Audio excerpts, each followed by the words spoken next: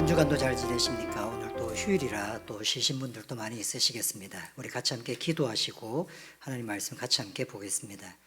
하나님 아버지, 주님께서 우리의 모든 것을 지켜보아 주시고 특별히 하루하루 주님의 인도하심을 더하여 주시옵소서. 감사를 드리오며 예수님의 이름으로 기도드렸습니다. 오늘은 누가복음 16장 29절에서 31절의 말씀을 가지고 기적보다 말씀이라는 제목으로 말씀을 전하고자 합니다. 누가복음 16장 19절부터 31절까지에는 우리가 잘 알고 있는 한 이야기가 나옵니다. 예수님께서 해주신 이야기인데 부자와 나사로의 이야기입니다.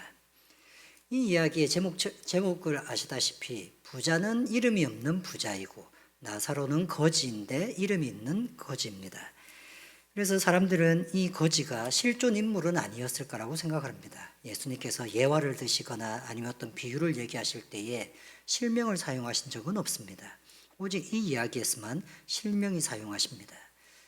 근데 이게 실명이 사용했으면 당연히 예수님께서 직접 있었던 사람의 이야기였을 거라고 생각을 하면서도 또 한편으로는 이 안에 있는 내용들이 정말 우리가 생각하기에 정말 천국은 그런 곳인가? 천국은 이렇게 하는 곳인가? 라고 생각할 만큼 확실하게 우리한테 알려주는 것은 아니기 때문에 정말 이것이 예수님께서 비유적으로 말씀하신 것인지 아니면 실제 사건을 얘기하신 것인지는 늘 논란의 여지가 있는 말씀이었습니다.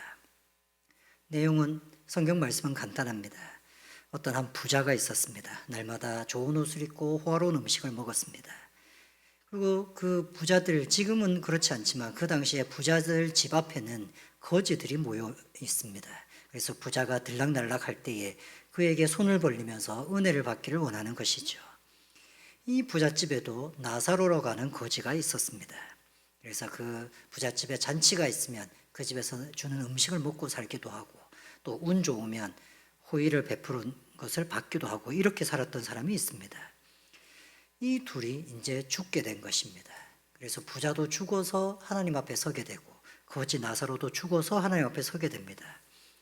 그런데 죽고 나서 상황은 반대가 됩니다. 역전이 되는 것이죠.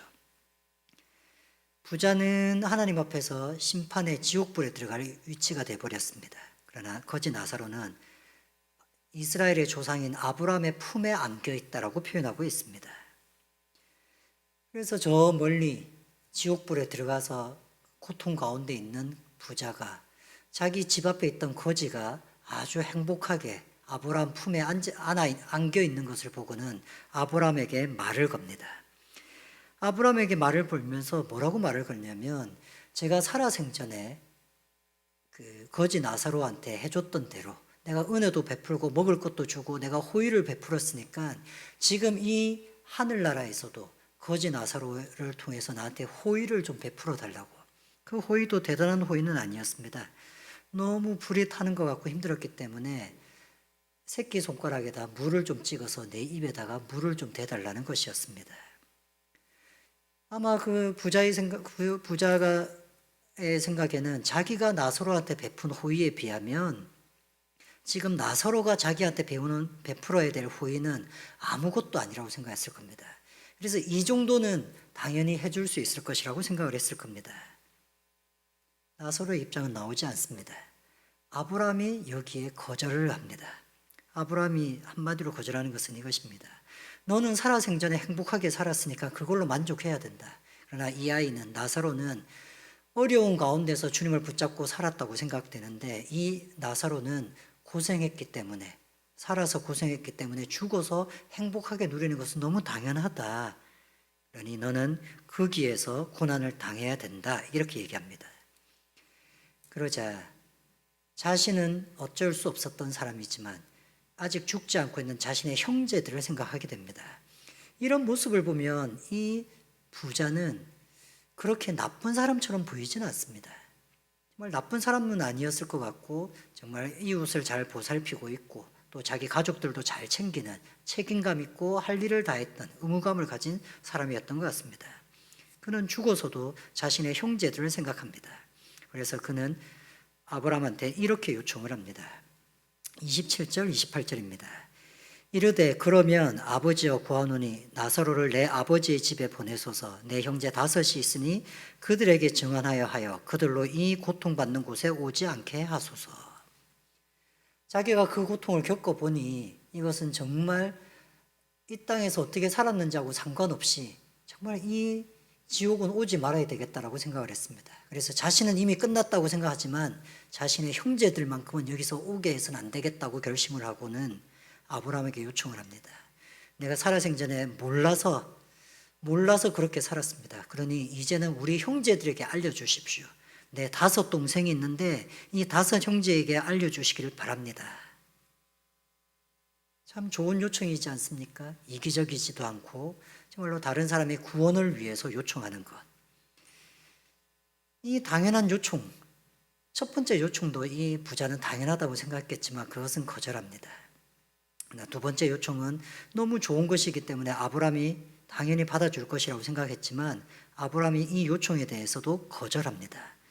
뭐라고 거절하냐면 이미 이 땅에는 모세와 선지자들의 이야기가 다 있다. 말하자면 성경 말씀이 있다는 얘기죠. 이미 성경 말씀으로 하나님께서 말씀을 다 해놓으셨기 때문에 굳이 여기서 사람을 보내서 나사로를 보내서 그 예수님을 믿으라고 그렇게 얘기할 필요가 없다. 이렇게 얘기를 합니다. 이것에 대해서 그 지옥에 있던 부자가 얘기합니다. 30절 이르되 그렇지 아니하니이다. 아버지 아브라함이여 만일 죽은 자 가운데서 그들에게 가는 자가 있으면 회개하리이다. 이 부자는 아브라함한테 그렇지 않다라고 얘기합니다. 절대 그럴 리가 없습니다. 죽었던 나사로가 살아서 우리 형제들한테 가서 내가 천국에서 지옥에 있는 형님을 보았습니다. 그러니 여러분 그 형님이 나한테 말을 시켜서 말을 전달하라고 해서 여러분에게 하나님을 믿으라고 얘기하십니다. 이렇게 말한다면 안 믿을 사람이 누가 있습니까? 아브라함 선생님, 아브라함 아버지, 그럴 리가 없습니다. 나사로를 보내주십시오. 그러면 그들이 회개할 것입니다. 이렇게 얘기를 합니다. 그때에 아브라함이 이렇게 대답을 합니다. 이르되 모세와 선지자들에게 듣지 아니하면 비록 죽은 자 가운데서 살아나는 자가 있을지라도 권함을 받지 아니하리라. 죽은 자 가운데서 일어난 사람이 뭔가 얘기하는 것이 얼마나 신기한 일이겠습니까? 더구나 그것이 죽어있는 자신의 형제의 말을 전한다고 한다면 누가 뭐래도 신기한 일일 것입니다. 그러나 신기하다고 해서 사람이 다 믿는 것은 아닙니다. 신기한 일은 신기한 일이라고 생각하고 멈추기도 합니다. 신기한 일이라는 것을 믿고 자신의 삶을 바꾼다는 것은 그렇게 쉬운 일이 아닙니다. 그래서 아브라함도 죽은 자 가운데서 살아난다 하더라도 그들이 믿지 않는다고 얘기합니다. 그런데 어떤 사람이 믿지 않느냐면 모세와 선지자들에게 듣지 아니하면, 성경 말씀에 있는 말씀을 믿지 아니하면 다른 간증도 들을 수 없습니다. 우리의 믿음의 기초는 성경 말씀에 있습니다. 이 말씀을 믿는 겁니다. 내가 살아오면서 많은 경험도 했고 신앙의 경험도 있고 사회적인 경험도 있습니다. 내 가정에서 겪었던 경험도 있고 내 스스로가 마음으로 했던 경험도 있습니다. 그러나 그것보다 제일 중요한 것은 말씀을 받아들이는 것입니다. 말씀을 받아들이는 사람, 그 사람이야말로 성경에 나와 있는 수많은 기적들을 받아들일 수 있는 사람입니다. 말씀을 받아들이는 사람, 그 사람이야말로 내 삶에서 일어나는 여러 가지 기적들을 마음으로 받아들일 수 있는 사람입니다. 기적보다 말씀이 중요합니다. 여러분의 삶 속에 말씀이 얼마나 중요한 역할을 하고 있습니까? 말씀을 읽고 말씀을 받아들인다는 것은 우리의 신앙생활에 굉장히 중요합니다. 그것이 기초되지 않으면 귀가 얇은 신앙생활이 됩니다. 특히 귀가 얇은 사람들은 목사의 말에 휘둘리게 됩니다. 목사가 이렇게 말하면 이게 옳은 것 같습니다. 근데 또 저 교회 가서 저 교회 목사님 말 들으면 그 말이 옳은 것 같습니다. 목사님도 각각 다 사람이니까요. 자신들이 겪어왔던 경험도 있는 것이고 자신이 그 교회가 지금 처한 현실도 있습니다. 그래서 목회자도 사람이다 보니까 자신이 개인적으로 걸어왔던 길, 지금 자신의 교회, 자신의 사역이 현재 처해 있는 상황, 거기에 맞는 메시지가 나올 수도 있습니다. 그러나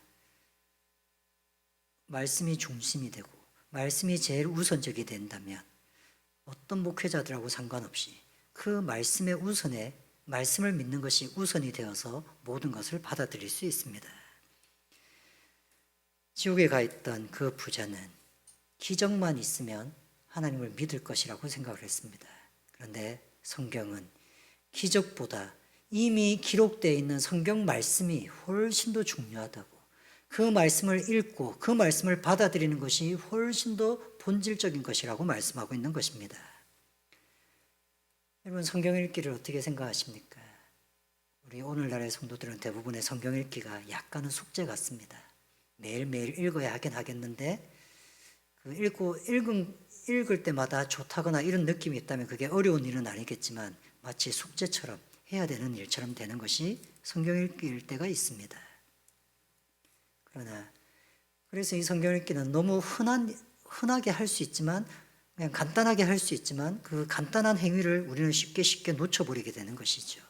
하지만 성경 말씀은 이 말씀이 정말 중요하다고, 이 성경 말씀을 받아들이는 것이 정말 중요하다고 말씀합니다. 여러분의 집에 혹은 여러분의 차에, 어쩌면 어떤 분들은 여러분의 직장에 갖다 놓은 성경책, 그 성경책을 살짝 펴서 오늘 한 구절이라도 말씀을 읽으신다면 참 좋을 것 같습니다. 우리 같이 함께 기도하시겠습니다. 하나님 아버지, 우리에게 주셨던 이 말씀이 얼마나 귀중한 것인지, 어떤 기적보다도 더 중요한 말씀이라는 것을 잊지 않게 하여 주시옵소서. 특별히 말씀을 읽는 가운데 하나님께서 각각의 성도들에게 주시는 귀한 은혜와 살아갈 힘을 더하여 주시옵소서. 세상에 있는 여러 가지 것들은 내가 걱정해야 될 만큼 힘이 있어 보입니다. 돈도 그렇고 직장 생활도 그렇고 가정에 있는 여러 가지 문제도 걱정하게 만들 정도로 힘이 있습니다. 그러나 그 어떤 것보다 이 성경 말씀이 더 힘 있는 것이라고, 이 말씀이 더 귀중한 것이라는 것을 늘 읽으면서 체험으로 알 수 있도록 주여 인도하여 주시옵소서. 날마다 주님께서 붙잡아 주시기를 원하오며 예수님의 이름으로 기도드렸습니다.